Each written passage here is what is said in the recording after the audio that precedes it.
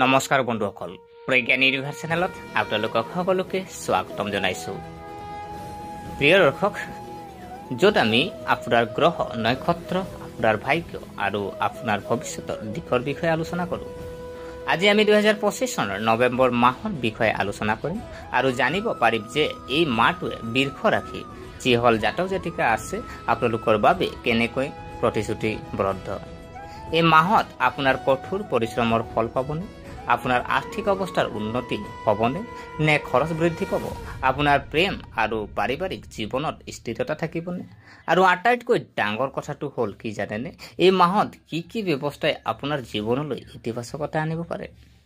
গতিকে ভিডিঅ'টো শেষলৈকে নিশ্চয়কৈ চাওক, কিয়নো আমি এই মাহত প্ৰতিটো পৰিস্থিতিৰ বিশ্লেষণ কৰিম। সেয়া কেৰিয়াৰেই হওক, ব্যৱসায়ী হওক, ধনেই হওক বা স্বাস্থ্যই হওক, বিতংভাৱে বিশ্লেষণ কৰিম। গতিকে পলম নকৰি আহক আমি ভিডিঅ'ৰ মাজলৈ সোমাই যাওঁ। প্ৰিয় দৰ্শক, নৱেম্বৰৰ যদি আমি চাওঁ যে আপোনাৰ নৱেম্বৰ মাহটো বৃষ ৰাশিৰ বাবে মিশ্ৰিত বেগ হ'ব আৰু এই মাহত আপোনাৰ ৰাশিফলত কেইবাটাও গ্ৰহৰ পৰিৱৰ্তন ঘটিছে। বিশেষকৈ বুধৰ ৰেড গ্ৰেড, শুক্ৰৰ দুৰ্বল অৱস্থা আৰু শনিৰ প্ৰত্যক্ষ গতি। এই তিনিটা গ্ৰহে আপোনাৰ দৈনন্দিন কাম কাজ, মানসিক অৱস্থা আৰু আৰ্থিক পৰিকল্পনাত প্ৰভাৱ পেলাব। এই মাহত আপুনি লোৱা প্ৰতিটো পদক্ষেপ ভালদৰে বিবেচনা কৰিব লাগিব। খৰখেদা ক্ষতিকাৰক হ'ব পাৰে, কিন্তু ধৈৰ্য আৰু সংযমই লাহে লাহে আগবাঢ়ি যাব। মুঠতে এই মাহতে আপোনাক শিকাব লাহে লাহে যাওক, কিন্তু সোঁফালে যাওক। যিয়েই নকৰক কিয় তাৰ ওপৰত মনোনিৱেশ কৰি থাকক আৰু অপ্ৰয়োজনীয় সংঘাতৰ পৰা আঁতৰি থাকক। এতিয়া অধিক জানো আহক প্ৰথমতে কেৰিয়াৰ আৰু ব্যৱসায়ৰ বিষয়ে।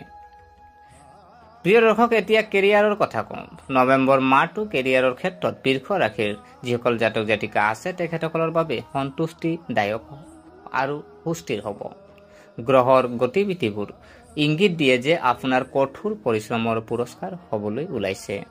যদি আপুনি নিযুক্তি লাভ কৰে তেন্তে এই মাহত আপোনাৰ কামৰ শলাগ লোৱা হ'ব। আপুনি আপোনাৰ ছিনিয়ৰ যিসকল জ্যেষ্ঠ আছে তেখেতসকলৰ পৰা সহায় লাভ কৰিব আৰু কিছুমান বাকী থকা কাম সম্পূৰ্ণ হ'ব।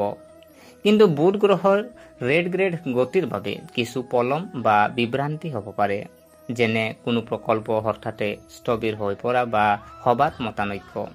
এনে সময়ত খং উঠাতকৈ সংযম কৰাটোৱেই উত্তম সমাধান।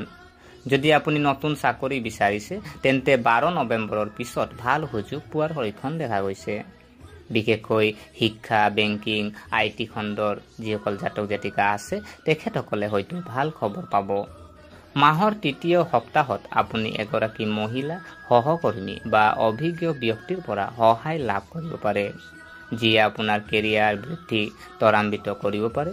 এই মাহত এটা কথা মনত ৰাখিব, কাৰো লগত অফিচৰ ৰাজনীতিত জড়িত নহ'ব, কাৰণ শুক্ৰ দুৰ্বল অৱস্থাত আছে আৰু এনে শক্তিয়ে ভুল বুজাবুজি বৃদ্ধি কৰিব পাৰে। আপুনি সোমবাৰে ভগৱান শিৱক জল অৰ্পণ কৰি ওম নমঃ শিৱায় মন্ত্ৰ জপ কৰক। অফিচলৈ যোৱাৰ আগতে অলপ গুড় খাওক। ইয়াৰ ফলত গোটেই দিনটো আপুনি ইতিবাচক হৈ থাকিব। প্ৰিয় দৰ্শক, এতিয়া ব্যৱসায়ী আৰু ফ্ৰীলান্সৰ কথা কওঁ। নৱেম্বৰ মাহটো বৃষ ৰাশিৰ বাবে কিছু সাৱধানতাৰ আগবাঢ়ি যাব। ব্যৱসায়ৰ বাবে এইটো বৰ ভাল সময় নহয় যদিও বৰ বেয়াও নহয়। শুক্ৰৰ দুৰ্বল অৱস্থানে খৰচ বৃদ্ধি কৰিব পাৰে আৰু বুধৰ প্ৰভাৱে ব্যৱসায়িক অংশীদাৰিত্ব বিভ্ৰান্তিৰ সৃষ্টি কৰিব পাৰে। গতিকে যদি আপুনি কোনো নতুন চুক্তি বা বিনিয়োগৰ কথা চিন্তা কৰিছে তেন্তে ডিচেম্বৰলৈকে পিছুৱাই দিয়াটোৱেই উত্তম হ'ব। বস্ত্ৰ, প্ৰসাধন সামগ্ৰী বা কলাৰ সৈতে জড়িত ব্যৱসায়িকসকলে 10 নৱেম্বৰৰ পিছত কিছু ভাল অৰ্ডাৰ বা ক্লায়েণ্ট লাভ কৰিব পাৰে, কিন্তু মনত ৰাখিব লাভ লাহে লাহে আহিব। মাহৰ শেষ সপ্তাহত যেতিয়া শনি গ্ৰহ প্ৰত্যক্ষভাৱে ঘূৰিব তেতিয়া ব্যৱসায় সুস্থিৰ হ'ব। বহুদিন ধৰি স্থবিৰ হৈ থকা কামবোৰ লাহে লাহে গতি বাঢ়িব। আপুনি পাৰিলে প্ৰতি শুকুৰবাৰে দেৱী লক্ষ্মীক ক্ষীৰ বা বগা ফুল আগবঢ়াওক।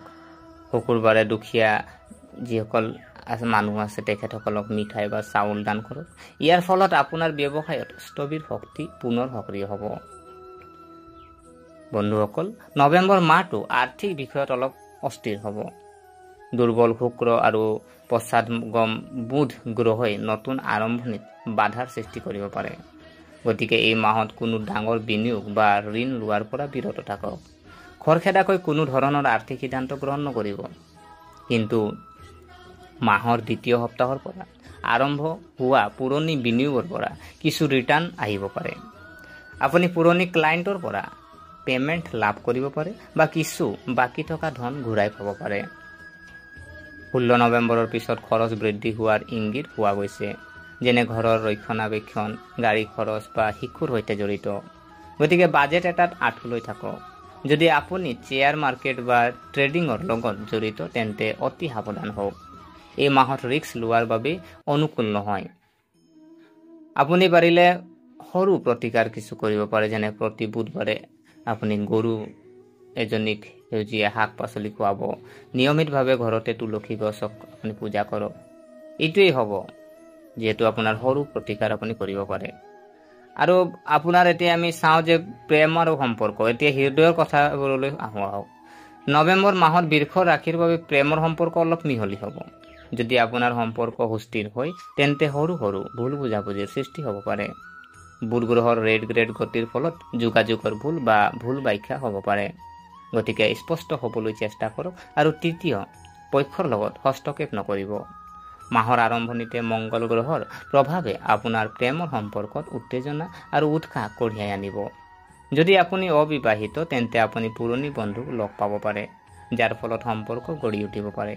অৱশ্যে 20 নৱেম্বৰৰ পিছত আৱেগিক ভাৰসাম্যহীনতা পৰিহাৰ কৰক। খংগত লোৱা সিদ্ধান্তই পিছত অনুশোচনাৰ সৃষ্টি কৰিব পাৰে। আপুনি পাৰিলে শুকুৰবাৰে এটা যিহেতু লক্ষ্মী মন্দিৰ আপুনি পৰিদৰ্শন কৰি গোলাপী ফুল আগবঢ়াওক। সন্ধিয়া এটা দীপ জ্বলাই দেৱী লক্ষ্মীক আপোনাৰ শুভেচ্ছা বিচাৰি প্ৰাৰ্থনা কৰক। প্ৰিয় দৰ্শক, ইয়াৰ ফলত সম্পৰ্কত মিঠা আৰু প্ৰেম বৃদ্ধি পাব। এতিয়া পৰিয়ালৰ কথা কওঁ। বন্ধুসকল, নৱেম্বৰ মাহটো পাৰিবাৰিক জীৱনৰ বাবে ইতিবাচক হ'ব। পৰিয়ালৰ ভিতৰত পাৰস্পৰিক সহযোগিতা আৰু ঐক্যই বিৰাজ কৰিব। যদি বিবাহ সম্পৰ্কীয় আলোচনা চলি থাকে তেন্তে এই মাহত ইতিবাচক অগ্ৰগতি দেখা যাব। ঘৰতে ধৰ্মীয় অনুষ্ঠান বা পৰিয়ালৰ পুনৰ মিলনৰ সম্ভাৱনা আছে। আপুনি মাক দেউতাকৰ আশীৰ্বাদ লাভ কৰি থাকিব, কিন্তু ভাই ভনীৰ লগত কিছুমান সৰু সৰু সংঘাত হ'ব পাৰে। হৃদয়ত নল'ব, কিয়নো ডিচেম্বৰ মাহত সকলো ঠিকেই হ'ব। পৰিয়ালত ভাল খবৰ বা শিশুৰ সফলতাই আনন্দ কঢ়িয়াই আনিব। আপুনি কিছু প্ৰতিকাৰ কৰিব পাৰে, যেনে প্ৰতি মংগলবাৰে ভগৱান হনুমানক ৰঙা ফুল আগবঢ়াওক। ৰাতিপুৱা আৰু গধূলি ঘৰত এটা বন্তি জ্বলাওক। ইয়াৰ ফলত পৰিয়ালৰ সুখ আৰু সম্প্ৰীতি বৃদ্ধি পাব। এতিয়া স্বাস্থ্যৰ কথা কওঁ।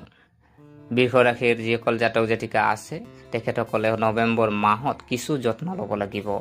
শুক্ৰৰ দুৰ্বল অৱস্থান আৰু চন্দ্ৰৰ গতিবিধিৰ বাবে মানসিক চাপ, মূৰৰ বিষ বা ভাগৰুৱা সমস্যাৰ সৃষ্টি হ'ব পাৰে। 2 নৱেম্বৰৰ পৰা 26 নৱেম্বৰলৈ খাদ্য অভ্যাসৰ প্ৰতি বিশেষ গুৰুত্ব দিব লাগে। ফাষ্ট ফুড বা অত্যাধিক ভাজি খোৱা খাদ্য পৰিহাৰ কৰক। কিছু যোগাসন, ধ্যান, প্ৰাণায়াম আপোনাৰ দৈনন্দিন জীৱনত অন্তৰ্ভুক্ত কৰক। চৰ্দি বা ৰক্তচাপৰ সমস্যা হ'লেও নিয়মীয়াকৈ পৰীক্ষা কৰাব লাগে। সোমবাৰে শিৱলিংগক গাখীৰ আগবঢ়াওক। প্ৰতিদিনে পুৱা ওম ত্ৰয়ম্বকম য়জামহে যি মন্ত্ৰ আছে সেই মন্ত্ৰ আপুনি জপ কৰক। এই মন্ত্ৰ স্বাস্থ্য বজাই ৰখাৰ বাবে অত্যন্ত ফলপ্ৰসূ বুলি গণ্য কৰা হ'ব। বন্ধুসকল, নৱেম্বৰ মাহে আপোনালোকৰ পৰা এটা কথা দাবী কৰে, ধৈৰ্য আৰু সংযম। কেতিয়াবা জীৱনত পলম হোৱাৰ অৰ্থ নেতিবাচকতা নহয়, বৰঞ্চ সঠিক সময়ৰ বাবে অপেক্ষা কৰাহে। আৰু এই মাহত বৃষ ৰাশিৰ ক্ষেত্ৰতো একেই কথা। আপোনাৰ এই প্ৰচেষ্টাই ক্ৰমান্বয়ে ফল দিব। মাত্ৰ খৰখেদা নকৰিব, যিকোনো সিদ্ধান্ত সাৱধানে লওক। শনি গ্ৰহ প্ৰত্যক্ষ গতিত থাকিলে আপুনি আপোনাৰ কৰ্মৰ ফল ভাল লাভ কৰিব, কিন্তু সময়ৰ লগে লগে। গতিকে যিয়েই নকৰক কিয় তাত আপোনাৰ হৃদয় ৰাখক। কাম কৰি যাওক, কাৰণ গ্ৰহবোৰৰ বাৰ্তা স্পষ্ট। ধৈৰ্য ধৰক, সফলতা নিশ্চিত পাব। শুভ দিন, শুভ ৰং আৰু প্ৰতিকাৰ যদি আমি চাওঁ, শুভ দিন সোমবাৰ আৰু এই মাহৰ শুকুৰবাৰ দিনটো আপোনাৰ কাৰণে শুভ ৰং যদি চোৱা হয় বগা, পাতল নীলা আৰু গোলাপী। আৰু সংখ্যা যদি চাওঁ শুভ 6 আৰু 2। শুভৰত্ন যদি চাওঁ আপোনাৰ আপেল হওক হীৰা হওক বা আপুনি যোগ্য আপুনি যিহেতু জ্যোতিষৰ পণ্ডিতৰ পৰামৰ্শ লোৱাৰ পিছতে আপুনি পিন্ধিব। সাপ্তাহিক আমি যদি সপ্তাহৰ মূৰে মূৰে আপুনি কিছু কাম কৰিব পাৰে, প্ৰতিকাৰ কৰিব পাৰে, যেনে প্ৰতি শুকুৰবাৰে লক্ষ্মী দেৱীক পূজা কৰক, শনিবাৰে এটা শনি মন্দিৰত পৰিদৰ্শন কৰি তেলৰ বন্তি জ্বলাওক। ইয়াৰ ফলত আপোনাৰ জীৱনত স্থিতিশীলতা আৰু সমৃদ্ধি বজাই ৰাখিব। গতিকে বন্ধুসকল, এইটো আছিল 2025 চনৰ নৱেম্বৰৰ সম্পূৰ্ণ বৃষ ৰাশিৰ ফলাফল। মুঠতে এই মাহতে আপোনাক শিকাব ধৈৰ্য আৰু সংযমেৰে কেনেকৈ আগবাঢ়িব পাৰি। কেৰিয়াৰ আৰু পাৰিবাৰিক বিষয়ত অগ্ৰগতিৰ লক্ষণ দেখা গৈছে, কিন্তু প্ৰেম আৰু আৰ্থিক বিষয়ত সাৱধান হোৱাটো প্ৰয়োজনীয়। মানসিক চাপ পৰিহাৰ কৰক, স্বাস্থ্যৰ যত্ন লওক আৰু ইতিবাচক মনোভাৱেৰে কাম আগবঢ়াই নিব। মনত ৰাখিব, কৰ্মত বিশ্বাসীসকলক ভাগ্যই অনুকূল কৰে।